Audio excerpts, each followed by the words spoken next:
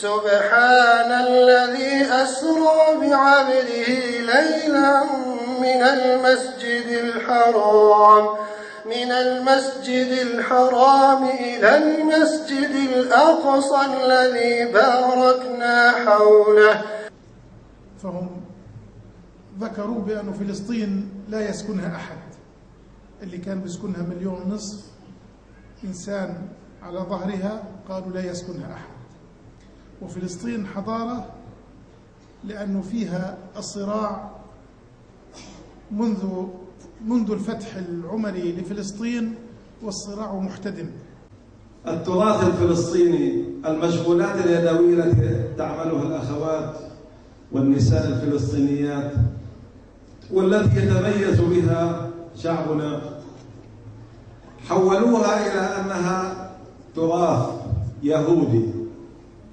يوم أن نبذل كل الجهد ونخلص القصد ساعتها كلا إن معي ربي سيهدين. أحبتي الكرام، إنا على مشارف النصر فتأهبوا لهذا النصر. المشكلة ليست في الأعداء، فقد أخذوا بكل أسباب الهلاك، أما المشكلة الكبرى فهي عندنا، يجب أن نأخذ بأسباب النجاة. العدو أخذ بكل أسباب الهلاك، ولكننا لابد أن نتهيأ لأسباب النجاة. فهل من مبايع على أن يكون من رجالات الإسلام لتحرير الأسرى والأقصى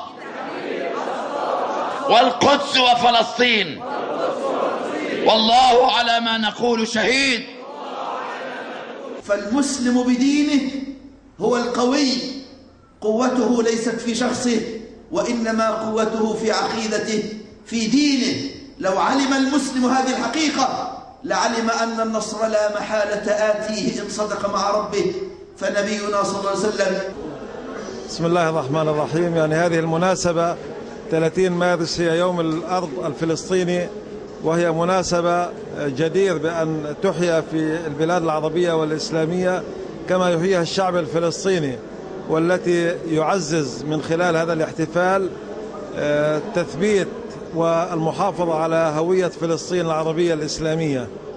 هذا اليوم الذي نحييه اليوم هنا في القاهرة من خلال مجلس التنسيقي لفلسطين، الذي يضم مجموعة كبيرة من مؤسسات المجتمع المدني المهتمة والعاملة للقدس وفلسطين في مصر، يتم فيه هذا الاحتفال الذي يتم من خلاله تقديم الأناشيد والأعمال الفنية التي تعزز حضور فلسطين في وجدان الأمة، كما تم فيه تقديم طبق الخير الفلسطيني الذي قدمت فيه المأكولات الفلسطينية اللي تعرف بشعب فلسطين وتاريخه وعراقته، وكذلك الحلويات والمأكولات المختلفة، بالإضافة إلى المشغولات اليدوية والتراث الفلسطيني.